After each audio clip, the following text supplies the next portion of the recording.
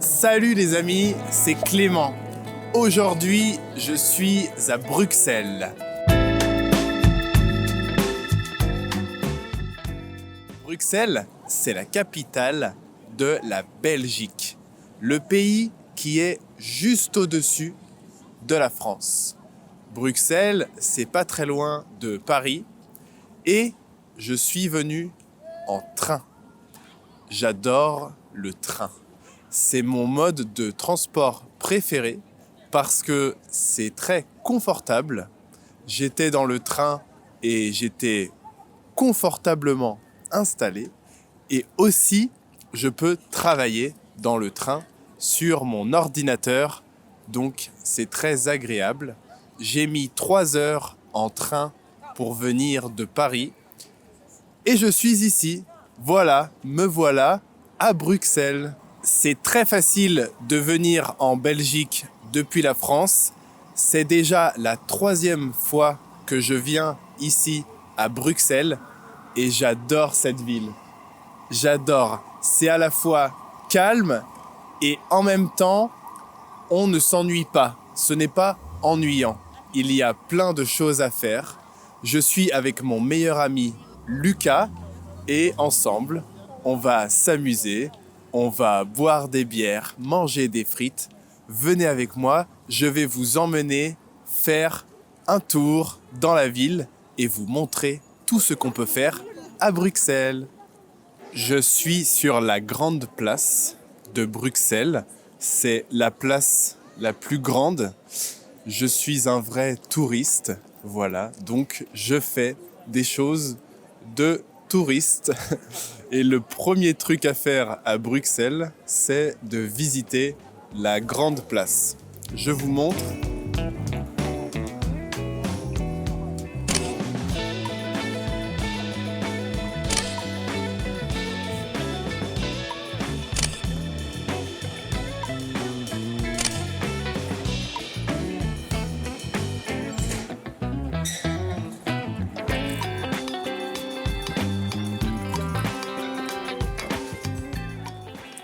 Et voilà un tour à 360 degrés de la grande place. C'est très joli. J'étais déjà venu quand j'étais venu avant à Bruxelles et c'est mieux aujourd'hui. Il fait super beau, beaucoup de soleil, il fait chaud. J'ai juste un pull, j'ai même pas besoin de mettre de blouson alors qu'on est en novembre. Donc plutôt bien. Et en plus, il y a moins de monde que la dernière fois que je suis venu. Donc la dernière fois que je suis venu, il y avait plus de monde et il faisait moins beau. Donc c'est beaucoup mieux aujourd'hui, je suis très heureux. Ici, les bâtiments sont vraiment immenses. Ils sont vraiment très grands. Surtout l'hôtel de ville, regardez.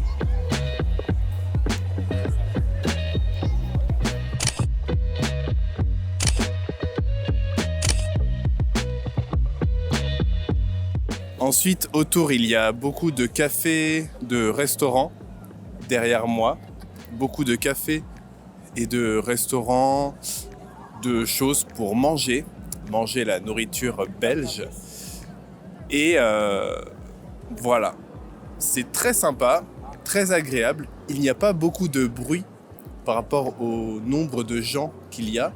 Donc c'est plutôt calme, même s'il y a quand même beaucoup de monde. Et que c'est très touristique, il y a beaucoup de touristes.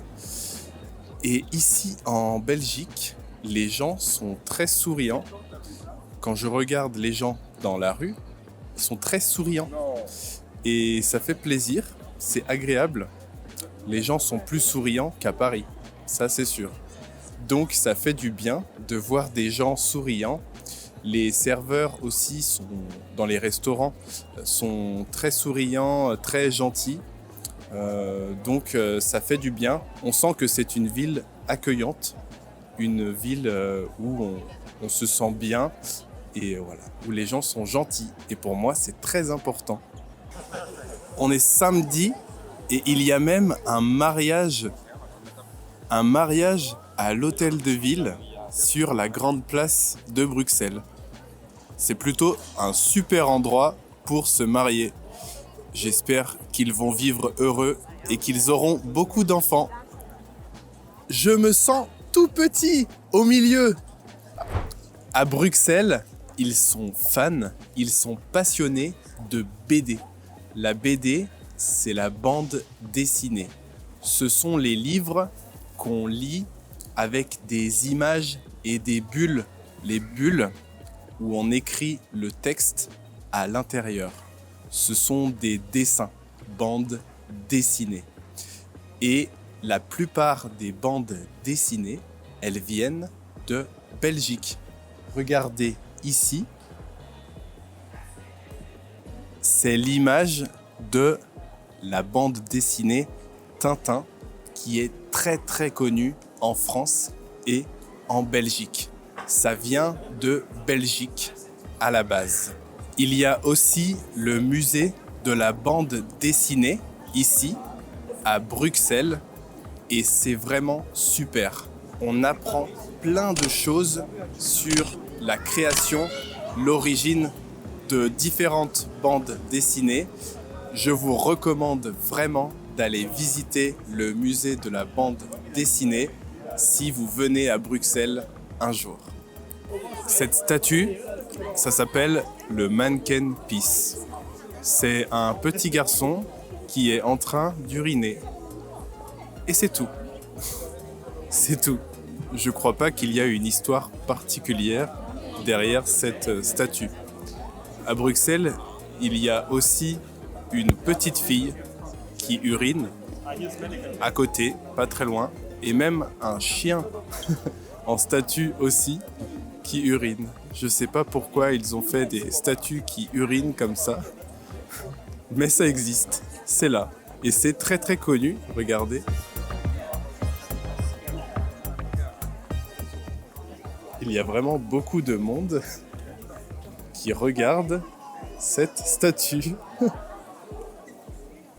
Lucas, est-ce que tu sais comment on prononce Bruxelles en français? Et non, bien sûr, ça se dit Bruxelles. Et oui, on ne dit pas Bruxelles, on dit Bruxelles avec un S, un seul S. Mais alors, pourquoi? Parce que ça s'écrit avec un X. Pourquoi on dit Bruxelles avec un S? Eh bien, il y a plusieurs explications à ça et je vais vous le dire. Déjà, le nom de la ville de Bruxelles vient du flamand.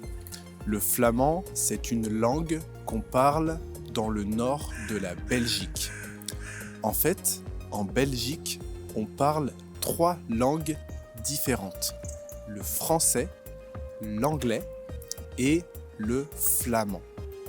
Le flamand, c'est une langue pas très connue, un peu étrange, qui vient du néerlandais. Le néerlandais, c'est la langue qu'on parle aux Pays-Bas, le petit pays juste au-dessus de la Belgique. Et donc, le nom de la ville de Bruxelles vient du flamand, et en flamand, ça s'écrit Bruxelles, donc on a gardé la prononciation Bruxelles. Il y a aussi une deuxième explication de pourquoi on prononce Bruxelles en France et pas Bruxelles. Je préfère la deuxième explication parce que c'est une histoire beaucoup plus drôle, beaucoup plus rigolote et aussi beaucoup plus intéressante. En fait, avant, on utilisait des machines à écrire. Et le papier et l'encre pour écrire, ça coûtait très cher. Donc, on cherchait des moyens, des façons d'économiser de l'encre et du papier. On cherchait des moyens d'en utiliser moins. Et Bruxelles, ça s'écrivait avec 2 S. B-R-U-S-S-E-L-L. L-L-E-S. Et on s'est dit qu'on pouvait remplacer les deux S par un seul X. Comme ça, on économisait une lettre. On utilisait une lettre en moins. Et donc, petit à petit, on a commencé à écrire Bruxelles avec un X plutôt que deux S.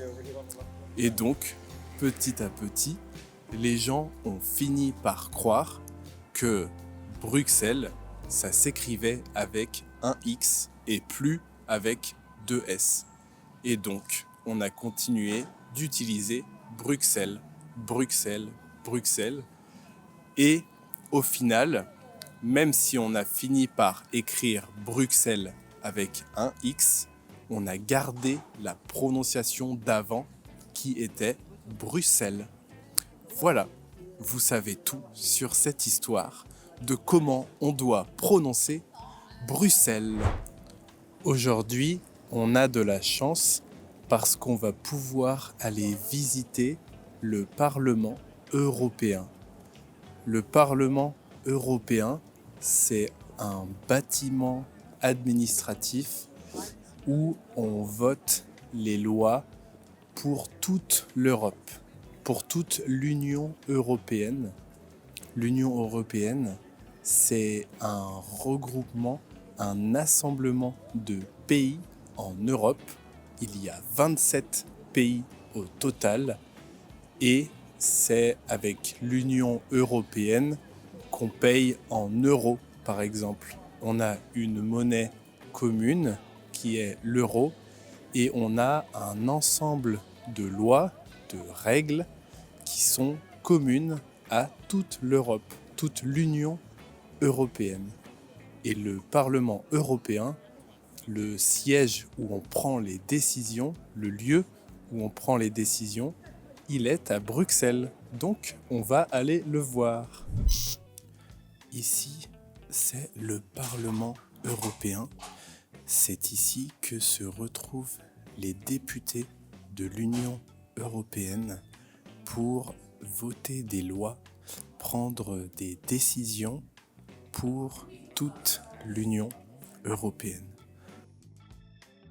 Je vous ai dit qu'en Belgique, les gens parlaient français, anglais et flamand. Mais les Belges qui parlent français ne parlent pas français comme nous en France. C'est presque pareil, mais il y a des petites différences. Par exemple, pour dire 90, le nombre 90, ils disent 90. Ils disent 90 au lieu de 90. Moi, Clément, je suis né en 1999. J'ai 26 ans. Et donc, si j'étais belge, je dirais je suis né en 1999. Voilà, c'est ces petites différences qui permettent de savoir si quelqu'un est français ou belge en parlant français de manière française à la française ou à la belge. Les Belges aussi, ils ont un accent assez fort. Ils insistent beaucoup sur les R, par exemple. Les R. Ils parlent comme ça. C'est assez différent du français où nous, on est plutôt doux quand on parle. On est assez mou, assez monotone. On parle un petit peu comme ça. Ce sont les principales différences entre le français et le belge. Les frites belges, c'est vraiment un classique. C'est ce que tout le monde mange ici. Les frites belges, ici, on en mange tous les jours. Avec Lucas, on a pris des frites belges dans un des restaurants les plus connus pour les frites en Belgique, à Bruxelles. Ça s'appelle Maison Antoine. C'est très très connu ici et très réputé. On a pris les frites et on est venu les manger dans un parc, ici. Magnifique, au milieu de la nature. Pourtant, on est à l'intérieur de la ville de Bruxelles. J'ai pris la sauce la plus populaire ici. Je crois que c'est la sauce andalouse. Elle est un petit peu épicée. Ça pique. Ça pique quand on la mange. C'est chaud dans la bouche. Ça fait ha, ha, ha. Mais ça va. Elle n'est pas si piquante que ça. C'est tolérable. C'est ok. C'est pas trop piquant. Et petite anecdote, petite histoire. On dit souvent en anglais, pour parler des frites, on dit French fries. Et en fait, on pourrait croire que les frites viennent de France, vu qu'on les appelle French fries. Mais en fait, ça vient de Belgique, les frites. On devrait dire Belgium fries. Et non, on dit French fries. Voilà, petite histoire marrante. Les frites, ça vient de Belgique, ça ne vient pas de France. Mais chut, chut, chut, chut. C'est un secret. Il ne faut pas le dire. On a envie de garder les frites pour nous, en France. Je ne pouvais pas venir à Bruxelles sans manger une gaufre, une waffle, forcément. C'était obligatoire. C'était impossible de venir ici sans manger une gaufre. C'est vraiment trop bon. C'est le truc à faire. Et moi, j'adore la nourriture sucrée. Donc, les gaufres, j'adore ça. On a bien mangé des frites, des gaufres, de la bière. Et on va continuer, puisque là, on va aller au musée du chocolat pour voir comment le chocolat est fabriqué ici, à Bruxelles. Hop. C'est parti. Je n'ai pas pu filmer à l'intérieur du musée du chocolat parce que c'était interdit, mais il y avait une démonstration de quelqu'un qui fabriquait du chocolat devant nous. C'était très intéressant. On a aussi pu goûter, manger du chocolat, chocolat blanc, chocolat noir, chocolat au lait, plein de types de chocolat différents. À Bruxelles, en Belgique, il y a beaucoup de spécialités culinaires, vous avez compris, beaucoup de spécialités à manger, la bière, les gaufres, les frites et aussi le chocolat. C'est quelque chose d'important ici. Il y a beaucoup de chocolateries, des magasins qui vendent du chocolat. Et donc, je pense qu'on a fait le tour de toutes les choses qu'il y avait à manger ici, à Bruxelles. Et voilà, j'ai le ventre bien rempli, j'ai beaucoup mangé. Et surtout, j'ai mangé beaucoup de choses qui étaient très sucrées et très grasses. Dans le musée, ça sentait super bon. Le cacao, le chocolat. Ça me rappelait mes petits déjeuners chez mes grands-parents quand j'étais petit. Voyager, c'est ça aussi. C'est se rappeler de jolis souvenirs. Waffle Factory, c'est un magasin qui vend des gaufres. Et c'est un joli souvenir pour moi parce que la première publicité que j'ai faite en France, c'était pour Waffle Factory. Donc, à chaque fois que je vois un Waffle Factory, Ça me rappelle un joli souvenir. Ma première publicité en tant que comédien, j'ai tourné dans une publicité pour Waffle Factory. C'est aussi pour cette raison que j'aime beaucoup les gaufres. Ça y est, c'est la fin de la journée. J'ai beaucoup bu, j'ai beaucoup mangé. Je viens d'aller boire une bière belge, une bière locale, une bière qui vient d'ici, parce que la bière, c'est aussi une spécialité en Belgique. La Belgique, c'est la capitale de la bière. Et en France, on boit beaucoup de bières qui viennent de Belgique. Il y a plein de marques de bières qui viennent de Belgique. Donc ça y est, je suis fatigué. On a beaucoup marché et on a beaucoup mangé et on a beaucoup bu. Donc je vais aller me reposer pour éliminer tout ce que j'ai mangé aujourd'hui. Entre les frites, le chocolat, la bière, oui, on peut dire que j'ai vécu comme un vrai Belge aujourd'hui. J'ai respecté les traditions belges, les traditions de Belgique. Merci beaucoup d'avoir regardé cette vidéo. J'espère qu'elle vous a plu. J'espère qu'elle vous a donné envie de venir visiter Bruxelles ou la Belgique. Il y a plein de choses super à faire ici. Pour un week-end, c'est parfait.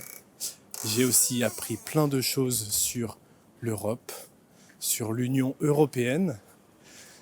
Et je vous dis à très bientôt. Je vous emmènerai dans ma prochaine destination de voyage. À plus les amis. Tu veux continuer à regarder du contenu en français que tu peux vraiment comprendre? Alors, va faire un tour sur Dreaming French.